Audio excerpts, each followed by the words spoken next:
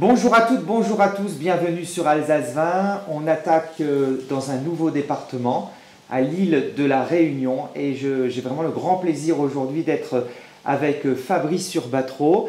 Alors Fabrice est très humble, mais c'est le prix de la BD lycéenne 2012 pour une série qui s'appelle 974, c'est ça, hein? Exactement. Alors de quoi s'agit-il dans cette BD? Alors c'est une bande dessinée qui parlait évidemment de la Réunion. Et ça raconte l'histoire d'une jeune fille qui est née à La Réunion, qui a grandi à La Réunion jusqu'à l'âge de 8 ans, qui est partie en métropole et qui revient quelques années plus tard dans son village natal. Et elle essaie de reprendre contact un peu avec ses amis d'enfance, un peu les gens qu'elle a côtoyés, et aussi de se retrouver un petit peu, retrouver ses racines. Et puis voilà, c'est une recherche. C'est une adolescente qui essaie de se reconstruire et retrouver son passé. Alors, est-ce qu'elle emporte dans ses bagages aussi l'héritage de la métropole? Alors, c'est pas vrai.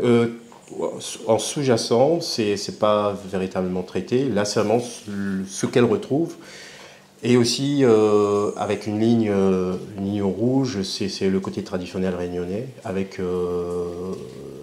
un sport de combat, un art martial traditionnel réunionnais, c'est le moringue, qui est apparenté à la capoeira brésilienne.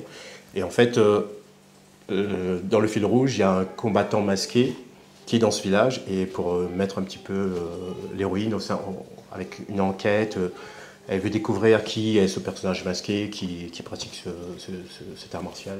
Enfin, voilà, c'est vraiment rajouter un petit peu d'action dans le côté introspection. Alors, 4 volumes. 4 volumes, vous êtes sur le dernier, hein. L'aventure a commencé en 2012 avec cette récompense littéraire. Prix donné par les collégiens et les lycéens, et donc 974 tome 1 a reçu ce prix, et vous avez continué avec le tome 2, 3 et 4 voilà, qui maintenant est très attendu.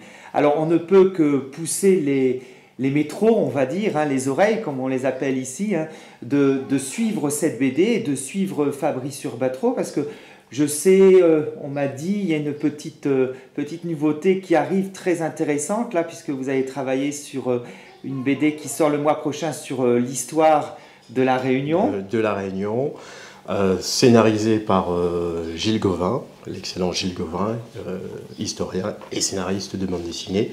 C'est un travail passionnant, donc c'est une bande dessinée qui sort bientôt. Alors vous avez ici même, on est dans l'antre du maître, on est autour. Oui.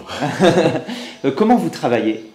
Pendant un bon moment, par exemple sur l'album 974, c'était essentiellement du numérique, mais au fur et à mesure, je suis en train un peu quand même de délaisser.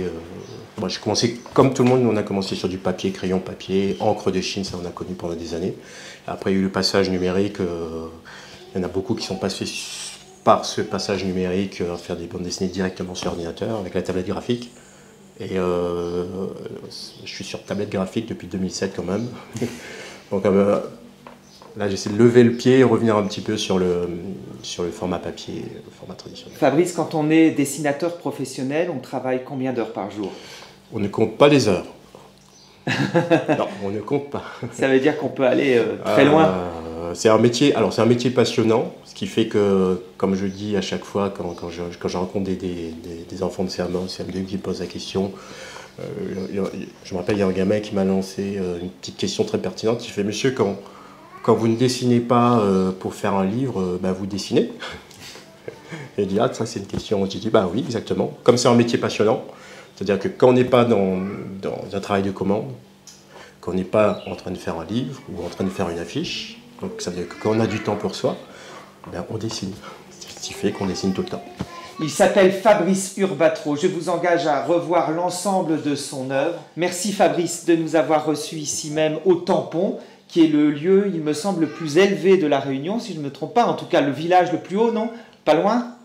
Presque. Presque. Et on a un peu de pluie aujourd'hui parce qu'il y a un cyclone qui passe entre la Réunion et Maurice. Merci de nous avoir reçus. À la semaine prochaine sur Alsace 20.